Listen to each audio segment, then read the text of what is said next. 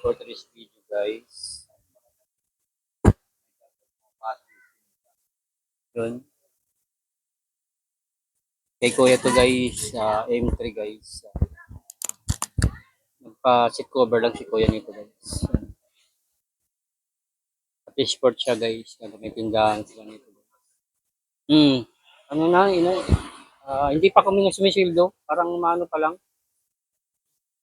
Hindi nga pumasok yung helper ni Mac pumasok yun. Pwede na ako mag-sign in kasi nasa 5K na to eh. Pag 5K sabi niya, pwede na mag-sign in. Kailang pumasok yung helper niya. Pagka maayos na yung vlog namin niya, yung bawat customer nito yan, may discount sa akin. Para lalo silang ganahan. Bawat isa may discount na sila. Basta maganda na yung namin vlog. Yung talagang kumikita na kami. Dito sa ginagawan kong nasunugan ako. Talaga po, puro beer nito lang.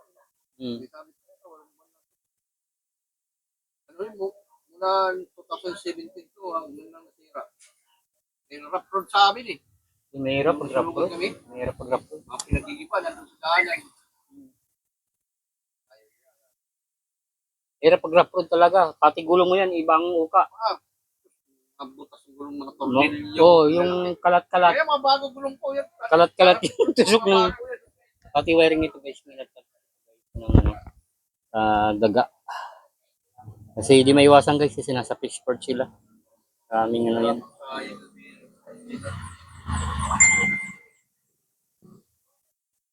Walang buwan lang, wala na.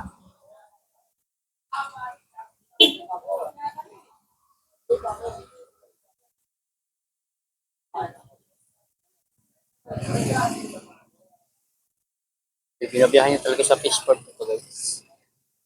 Ilang pagkalagi kasi nakabiyahe sa fishport. Yung chassis nito guys. Pinakain. Kasi may customer na rin kami dito. Araw-araw din sa fishport. Pinain yung chassis niya. Pinawielding na lang. Kasi yung alat guys. Magaling makano.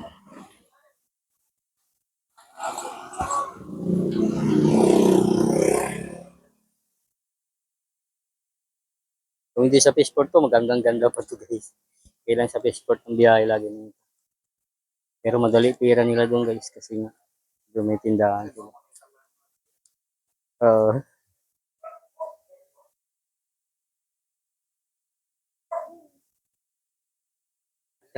Akala ko papasok si Alvin ngayon.